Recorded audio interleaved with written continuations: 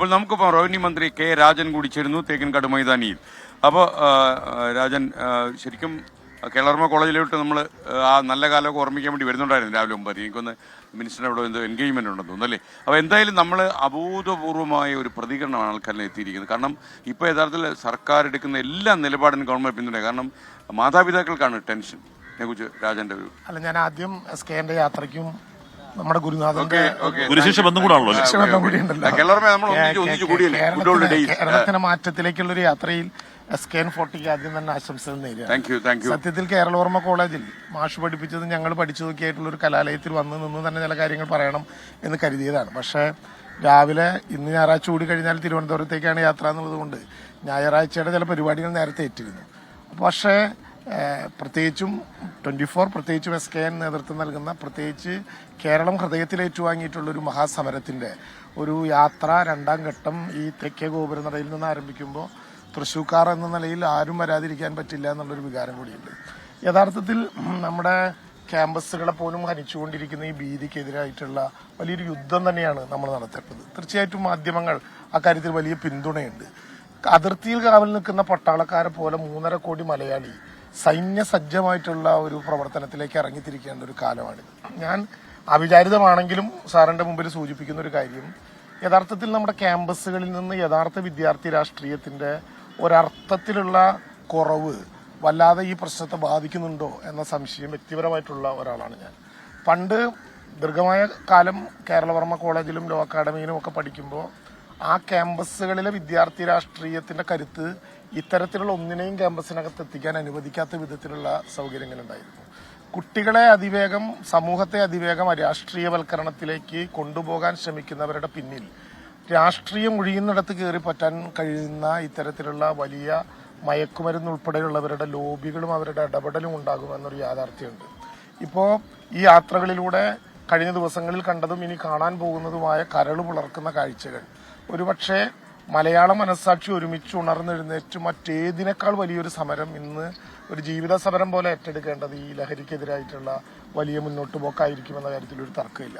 അതിന് ഗവൺമെന്റ് ആകാവുന്ന ശ്രമങ്ങളെല്ലാം നടത്തുന്നുണ്ട്. പക്ഷെ ഗവൺമെന്റ് കൊണ്ട് മാത്രം തീർക്കാവുന്ന ഒരു പ്രശ്നമേ അല്ല ഇത് പൊതുജനം ഏറ്റെടുക്കണം. ആ പൊതുജനം ഏറ്റെടുക്കുന്നതിന് ആളുകളെ കൂട്ടാൻ ഞാൻ കഴിഞ്ഞ കുറേ ദിവസമായി രാവിലെ ഇത് കാണുകയായിരുന്നു. ജനങ്ങളെ കൂട്ടാനും അവരെ ബോധവൽക്കരിക്കാനും അവരെ ഇത്തരം ചില പ്രവർത്തനങ്ങളിലേക്ക് കൊണ്ടുവരാനും കഴിയുന്ന വിധത്തിലുള്ളൊരു യാത്രയാണ് ഈ യാത്രയ്ക്ക് എല്ലാവിധ മംഗളങ്ങളും ആശംസിക്കുന്നുണ്ട്. അതിനിടയ്ക്കുള്ള സന്തോഷമുള്ള വാർത്ത എന്ന് പറഞ്ഞാൽ ഏപ്രിൽ 20 കോഴിക്കോട് ബീച്ചിലാണ് ഇത് സമാപിക്കുക. അപ്പോൾ നമ്മൾ അന്ന് 1 ലക്ഷം ആൾക്കാർ പ്രകടനമാണ് കോഴിക്കോട് ബീച്ചിൽ നടക്കുന്നത്. അതിനകത്ത് എല്ലാ രാഷ്ട്രീയക്കാരും ഉണ്ട്, എന്നാൽ പ്രത്യേകിച്ച് രാഷ്ട്രീയ പ്രസ്ഥാനം കാണുന്നില്ല. എല്ലാ സമുദായക്കാരും കാണും, എന്നാലും പ്രത്യേകിച്ച് സമുദായം ഇല്ല. അപ്പോൾ കാര്യം ഇതൊരു കേരളത്തിന്റെ പ്രശ്നമാണല്ലോ. അല്ല, ഞാൻ പല കാര്യത്തിലും അങ്ങയുടെ ഒരു വേറിട്ട ശബ്ദം കേൾക്കുന്നുണ്ടല്ലോ.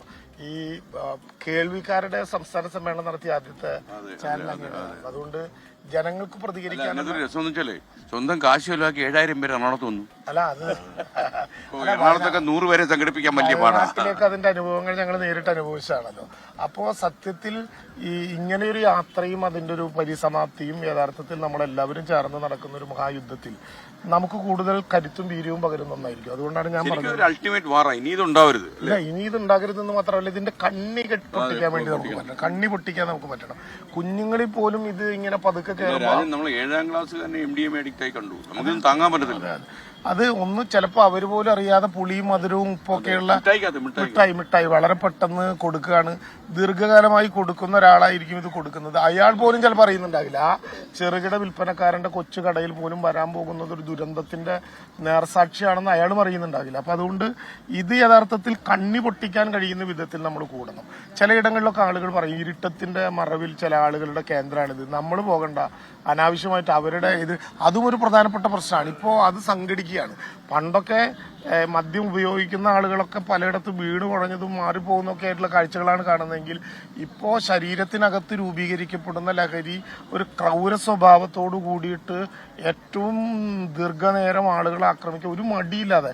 ഞാൻ 24-ലൂടെ ഒരു അമ്മ പറയുന്നത് കേട്ടു, ശരീരം മുറിച്ചാലും വേദന അറിയാത്ത വിധത്തിൽ കുട്ടികൾ ഇങ്ങനെ ആയിപ്പോകുന്നു. അങ്ങനെ ആകാൻ പറ്റില്ല മലയാളത്തിന്. ദൈവത്തിന്റെ സ്വന്തം നാട്ടിലേക്കുള്ള മലയാളത്തിന്റെ പരിവർത്തനം ദീർഘമായ ചില അനുഭവങ്ങളുടെ അടിസ്ഥാനത്തിൽ ഉണ്ടായതാണല്ലോ. അപ്പോ ചെകുത്താന്റെ നാട്ടിലേക്ക് നമ്മൾ പോകാതിരിക്കാനുള്ള ഒരു യുദ്ധത്തിൽ സൈന്യ സജ്ജമായിട്ടുള്ള ഒരു ഇടപെടൽ അതിർത്തിയിൽ കാവൽ നിൽക്കുന്ന പട്ടാളക്കാരെ പോലെ നമ്മൾ നടത്തേണ്ടതുണ്ട് എന്ന് തന്നെയാണ് നമ്മുടെ പൊതുവായിട്ടുള്ള കാഴ്ചപ്പാട്. ഓക്കെ, എന്തായാലും താങ്ക് യു രാജ. എനിക്കറിയാം, മിനിസ്റ്ററുടെ തിരക്കറിയാം. പൂരനഗരി ഒന്നിനും ഒരു കുറവ് വരുത്തിയിട്ടില്ല. അപ്പോ ഇത് ഇവിടെ നിന്ന് തന്നെ തുടക്കം കുറിച്ചുകൊണ്ട് ഇനി ഒരു വഴിക്കും കുറവില്ലാതെ പോകും. Thank you, thanks a lot. Okay, revenue മന്ത്രി കെ രാജൻ ആയിരുന്നു നമ്മോട് സംസാരിച്ചത്.